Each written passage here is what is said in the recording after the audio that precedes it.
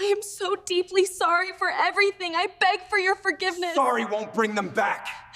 You belong in jail.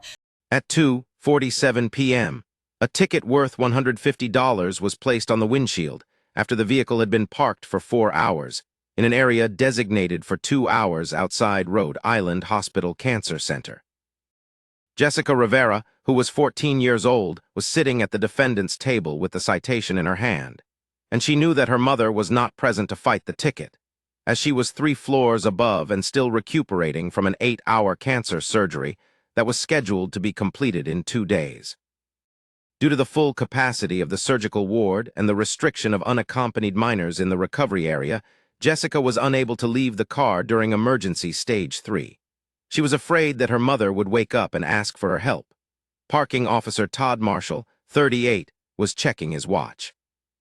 Jessica's aunt, Carmen Rivera, was positioned with hospital documents and a crumpled tissue in front of her, while Judge Frank Caprio was about to reveal that Officer Marshall had issued 47 tickets outside the cancer center in the past 6 months, targeting families during medical crises, and that the $150 fine would reveal the underlying performance metric system that transformed human tragedy into municipal revenue. The judge, who was at the time of writing the sentence, stated that 4 hours is equal to 4 hours. Initially, he needed to inquire as to why a 14-year-old girl was the sole individual defending her mother's parking ticket. Are these rules likely to inflict more harm than good? Or will something bigger happen in court while the child is recuperating from her surgery 3 floors away? Order in the Court is a daily subscription service that highlights cases where loved ones have battled for their life, regardless of their location in Providence or the hospital. We hope you can join us to share these cases and understand that justice can be served with discretion rather than penitentiary contrition. The clerk's call to change hospital parking enforcement throughout Rhode Island resulted in a routine docket in the morning. Jessica Rivera stood before the court, charged with citation 4782B for an expired meter hospital zone. Her attire consisted of jeans and a hoodie that appeared to be worn, with dark circles under her eyes and hands shaking slightly as she held the yellow citation. She looked tired in pristine condition, as if she had been walking in hospital hallways for weeks. Aunt Carmen was by her side, placing one hand on the folder and the other steadying her niece. With his arms crossed, Officer Marshall remained in the gallery. Judge Frank Caprio's expression changed immediately as he looked up from the citation. The defendant's age was revealed to him before he read his name. "Good morning," the man said softly. "Please take a seat." Jessica sat. Carmen remained by her side. Frank carefully read the citation. The Toyota Camry that was registered to Maria Rivera in 2011 was situated on Hospital Street in a metered area outside Rhode Island Hospital Cancer Center. At 2:47 p.m. on October 14th, a fine of $150 was imposed, and the duration of the sentence was 4 hours and 12 minutes. He directed his gaze towards Jessica. "The ticket is in your mother's name and the car is registered to Maria Rivera. Why are you present here?" Jessica's voice was hushed and composed. "My mother is unable to attend, but she is currently in the hospital undergoing an operation." "I'm sorry to hear that she's still alive." Frank spoke in a cordial tone. "What type of surgery was performed?" "The cancer surgery was supposed to take 2 hours, but due to complications, it took 8 hours. I had to wait in the car as there was no place for me to sit, and the waiting area was not fully booked." The fear of her mother waking up and losing her presence made it impossible for her to leave. Frank checked the parking ticket again. The vehicle was parked for 4 hours and 12 minutes, while the meter was set at 2 hours. He surveyed the area surrounding the cancer center and looked at Officer Marshall in the gallery. Todd stood up for himself. "Yes, thank you. The meter reading for the vehicle, which was parked for 4 hours in a 2-hour zone, is incorrect, but that doesn't matter." "Did you see anyone in the car when you cited them?" "I saw a young person sitting behind me. It seemed like she was using her phone. Doesn't change the fact that it was an illegal offense." After witnessing a child in an abandoned car for 4 hours, Todd became defensive and wrote off the incident. "The parking regulations are my responsibility, but I don't think about investigating why people are overpaying. If everyone had an explanation, meters would be useless." Frank wrote down the citation. Officer Marshall, can you tell me how many tickets you've written in the hospital zone within the last 6 months? I don't count them because I work in my designated zones. Requesting information on Officer Marshall's citations from the past 6 months, Balef Rodriguez is asking for all tickets issued within 2 blocks of Rhode Island Hospital. A murmur was heard in the gallery. Someone mentioned quotas. After 20 minutes had passed, Officer Marshall's jaw trembled and Jessica remained slouchy while Carmen held his hand on her shoulder. He checked his phone twice. Despite examining other cases, Frank's attention was drawn solely to the yellow citation on his desk.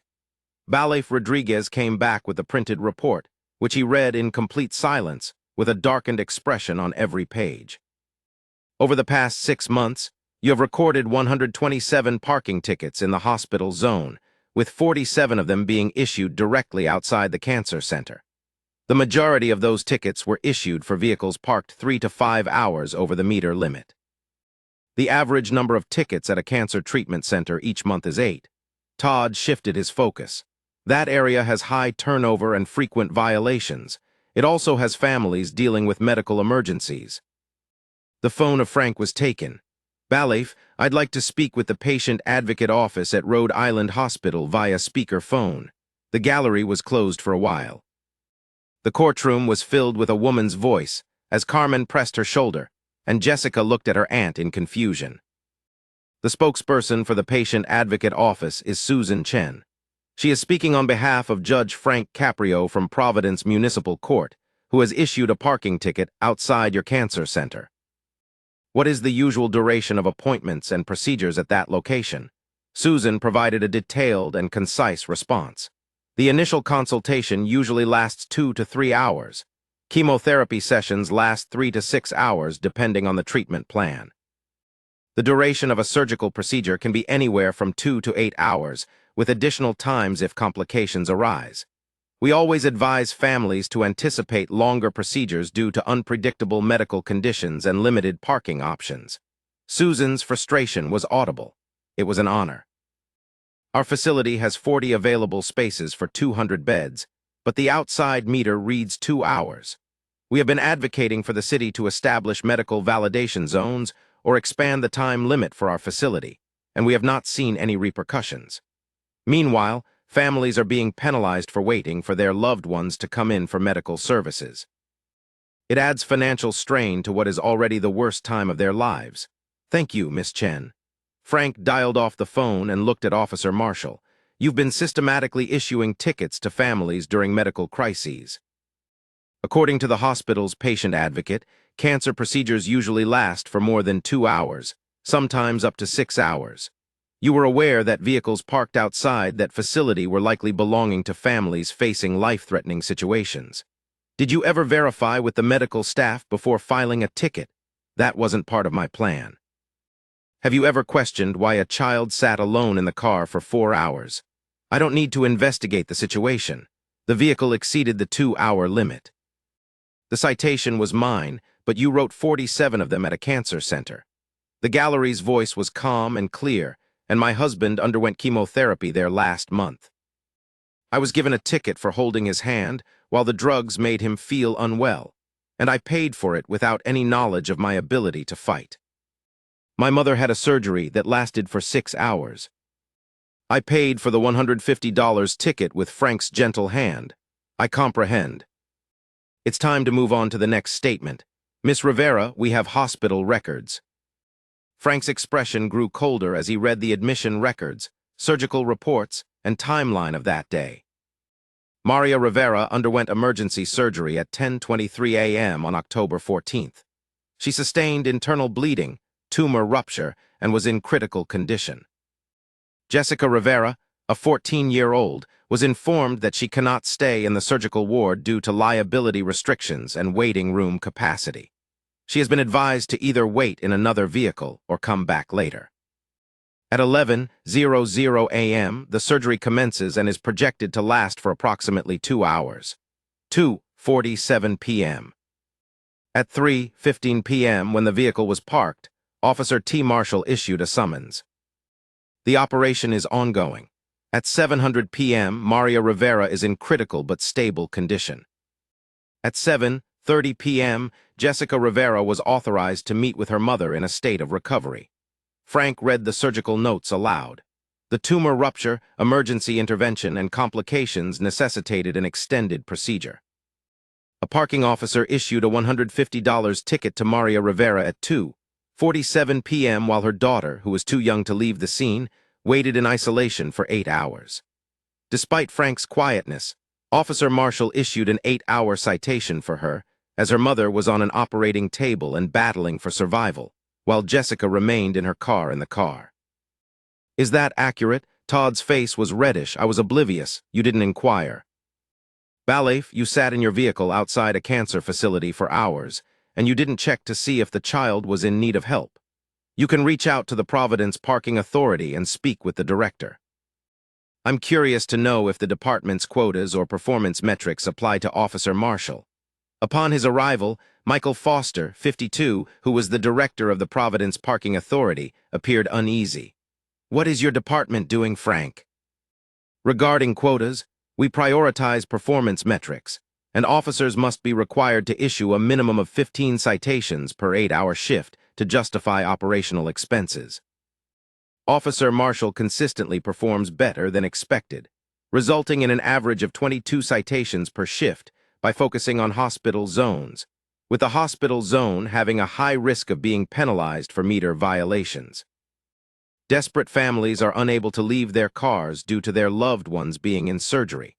Frank discovered that there are 47 tickets issued outside the cancer center alone, with an average fine of $150. Officer Marshall's annual performance evaluation, which is based on citation numbers and includes $750 from families with cancer, has an impact on their standing and potential for advancement. He's motivated to issue tickets in any situation, particularly when families are unable to move their vehicles during medical crises, and to disregard performance metrics due to the importance of compassion.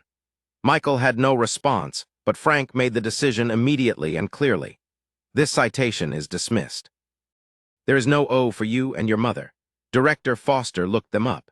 I am requesting a review of all 47 citations issued by Officer Marshall outside the cancer center over the last 6 months. Families who paid the fines will receive full refunds. I am advocating for the removal of performance metrics linked to citation counts, the implementation of a medical validation initiative with Rhode Island Hospital, and the requirement for officers to consult with patient advocates before citing vehicles that appear to be parked above meter limits at medical facilities. He glanced at Officer Marshall. You have been suspended pending an internal investigation into whether you intentionally targeted vulnerable populations. His voice softened as he turned to Jessica. It's unfortunate that you had to deal with this while your mother was recovering from surgery. You didn't make any mistakes, and it was the fault of the system, not yours. Jessica's eyes ached with gratitude. We couldn't come to terms with the payment of $150, as the cost of medical care for her is more than $60,000. I was unsure of what to do. Carmen pulled her niece close. Officer Todd Marshall was dismissed 3 weeks later. The internal investigation found that he had intentionally targeted hospital areas that resulted in high citation rates with little effort. Cars parked above meter limits, with drivers unable to feed the meters and a lack of discretion. He had known that the majority of vehicles were owned by families in crisis. During his interview for dismissal, he showed no remorse. I followed the rules exactly as they were written. If the city wanted to make any exceptions, they should have written it. The other 46 families who received tickets outside the cancer center were also contacted, and all fines were paid. Despite paying for their treatment, many had been unable to fight. Patricia Morrison had paid for her $150 ticket on the same week that her husband entered hospice, which meant that she didn't have the strength to do so. My husband had only days left to live. The issuance of a parking ticket was just the tip of the iceberg of cruel treatment. She received her money back, which was comforting but significant. The city of Providence underwent public pressure to implement reform. Changes were made within 2 months. Meters near hospitals were extended from 2 hours to 4. Medical parking areas established with hospital approval. Officers must verify with patient advocates before suing vehicles near medical facilities that appear to be abandoned beyond meter limits. Eliminating performance metrics, officers now focus on community service and professionalism rather than citation volume. Additionally, Rhode Island Hospital introduced a validation system that enables families with emergencies, long procedures, or extended visits to have their parking validated for free. There's no need to choose between being present for someone close to a loved one or filling out the water meter. Although the changes were made late on Saturday, Jessica Rivera and 46 others felt the same way, saving thousands of future families. Jessica is now 15 years old, and her mother, Maria, is still alive. The surgery was a success. She's now healthy, delicate, and fighting. Jessica admits, "I almost cried when I received the ticket, but my mom was in the operating room. I didn't know if she was going to survive. A $150 ticket on the windscreen alerts me when I'm 14 and alone in a parking lot. I didn't know it was against the law. I presumed you had already paid. Carmen is seated beside her, and I was furious. My sister was in a commotion and was ticketed for driving her car with her daughter. It was a brutal experience. Consequently, I obtained the hospital records and proceeded to court. Maria Rivera, who is now 43, stores her hospital discharge papers in folders that reflect the day she was close to death. The day Jessica waited alone, the day someone saw our crisis and wrote a ticket, and Judge Caprio made amends by saying, "No, that's not the case," the very first citation issued by her. Todd Marshall observed a violation in the car, which cost $150 and took 4 hours to reach the cancer center. Frank informed visitors, while I observed another girl, who was 14 years old, waiting to learn if her mother would survive. That's two entirely distinct things. He justifies the finer points. This exemplifies how human suffering can be turned into a source of income. Jessica was left alone and terrified, and the city's response of a $150 fine suggests that law enforcement was not involved. This is an act of compassion. Patient advocacy groups acknowledged Frank's exposure of the hospital parking system. In interviews, he was straightforward. Although parking regulations are in place to ensure fairness, it is crucial to acknowledge that feeding the meter is an impractical solution when a mother is undergoing cancer treatment. If Jessica's mother had died while she was at a meter, what would have happened if the hospital called 911 and she wasn't there? A child should not have to choose between being present for her mother and getting away from the parking ticket. He held up the stack of dismissed citations. These are 47 families who have been ticketed for their involvement in cancer, surgery, treatment, and death. We added financial strain to medical trauma. Failure to act in a manner that serves people is not advisable. Jessica's $150 ticket has become an emblem, which patient advocacy groups use in their presentations. It is cited by hospital administrators as an example of how rules without compassion can lead to cruelty, as seen in parking officer ethics courses. Providence's reforms prompted 12 other cities to review their hospital zone enforcement, with Boston dropping meters within 1 block of major hospitals. Hartford implemented free medical parking. New Haven extended meter times to 6 hours near medical facilities. The changes were influenced by Jessica's bravery, as she could have paid the fine and remained silent. Instead, she went to court with her aunt. She recounted her experience, uncovering a system that prioritized money over compassion. Judge Frank Caprio listened, and his courtroom demonstrated that parking tickets are not just about rules. A child waiting for her mother is not a breach. Judges should consider the human suffering associated with the paperwork, and the rules are meant to benefit individuals, not to punish them. Compassion is essential for justice. What are your thoughts on the idea of establishing medical parking areas in close proximity to hospitals? Would it be appropriate for law enforcement to penalize families who receive 911 summonses? Share your perspective. Subscribe to Order in the Court for additional stories that focus on justice for all, not just infractions.